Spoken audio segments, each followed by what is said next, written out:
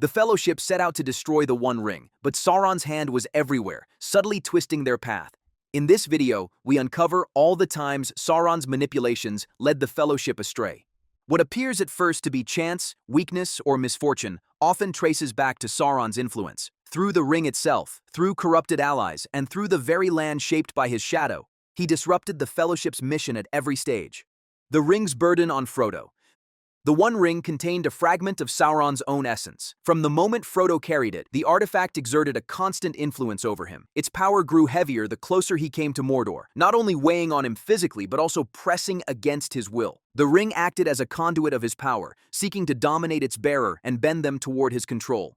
Each instance where Frodo faltered, hesitated, or felt compelled to put it on was a direct result of this embedded will. Their success depended entirely on the ring-bearer reaching Mount Doom. By ensuring Frodo carried an ever-increasing burden, Sauron weakened the Fellowship at its most vulnerable point, the bearer of the ring himself. Boromir at Amon Hen. At Amon Hen, the ring's influence directly affected Boromir. The artifact exploited his concern for Gondor, presenting itself as a means to achieve military strength against Mordor. This was not chance. The ring targeted his specific vulnerabilities, amplifying his desire for power. The result was an attempt by Boromir to seize the ring from Frodo.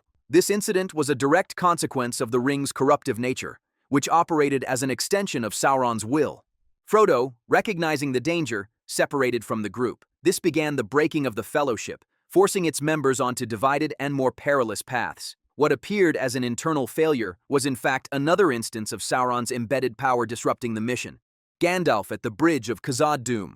In Moria, the Fellowship encountered the Balrog of Morgoth, an ancient Maya corrupted during the First Age. Though not under Sauron's direct command, the Balrog's presence was a consequence of the same long history of corruption that Sauron himself served. The shadow and flame in Khazad-dûm had remained hidden until the dwarves awoke it, but its alignment with darkness ensured it opposed the Fellowship. At the bridge of Khazad-dûm, Gandalf confronted the Balrog to allow the others to escape. This confrontation removed the Fellowship's guide and most powerful member at a critical stage of the journey. Without Gandalf's leadership, the group's morale weakened, and they had to proceed through unfamiliar territory without the wisdom of their chosen leader. This was an indirect manipulation of Sauron's design.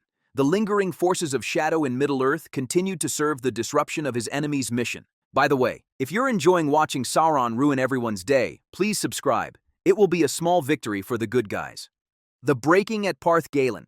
At Parth Galen, the Fellowship was ambushed by Uruk-hai. These forces were bred and directed by Saruman, who at this point had fallen under Sauron's influence through the use of the Palantir. Though Saruman acted for his own ends, his corruption was the result of Sauron's manipulation, ensuring that the two powers served the same outcome. The Uruk-hai attack scattered the Fellowship. Merry and Pippin were captured and taken toward Isengard. Aragorn, Legolas, and Gimli pursued their captors, while Frodo and Sam departed secretly toward Mordor. This led to the complete dissolution of the Fellowship as a unified group. What began as a company of 9 was now broken into smaller, isolated bands. This division served Sauron's larger purpose by preventing a coordinated advance against him and leaving the ring-bearer with fewer direct protectors. Frodo's visions from Mordor. As Frodo continued the journey, the Eye of Sauron sought him constantly. Through the ring, Sauron projected visions and pressures that intruded into Frodo's mind. These manifestations included images of fire, shadow,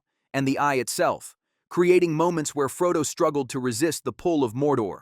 The ring functioned as a direct link between Frodo and Sauron.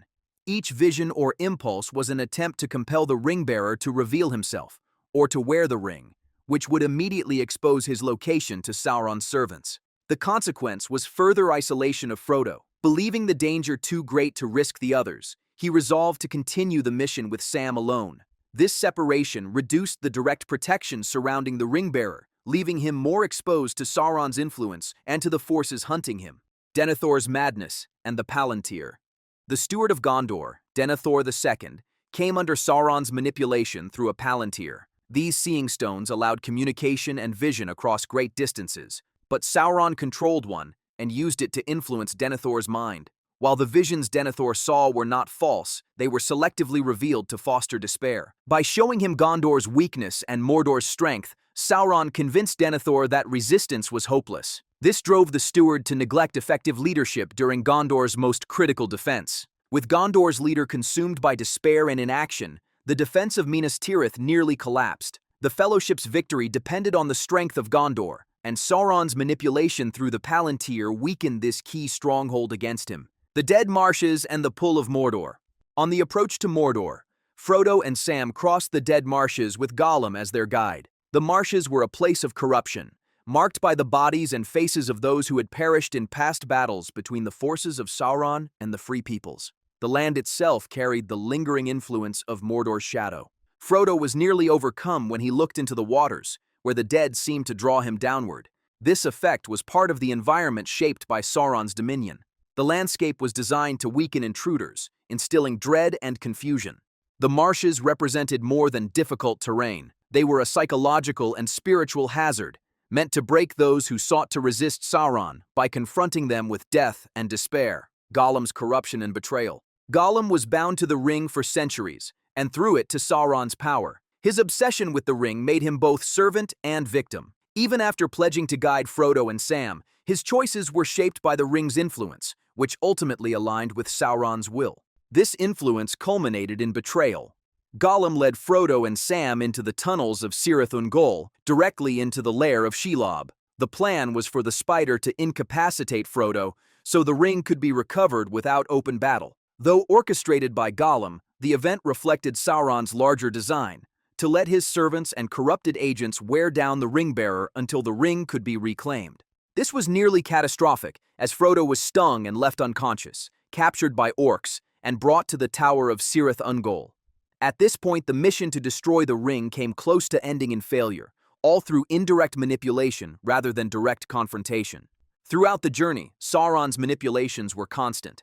Through the ring itself, corrupted allies, and the lands shaped by his shadow, he disrupted and weakened the Fellowship at every stage. Rarely did he need to confront them directly. His influence worked through fear, division, and betrayal. If you thought Sauron's subtle hand was terrifying, wait until you see every evil largest monster in Middle-earth explained in detail.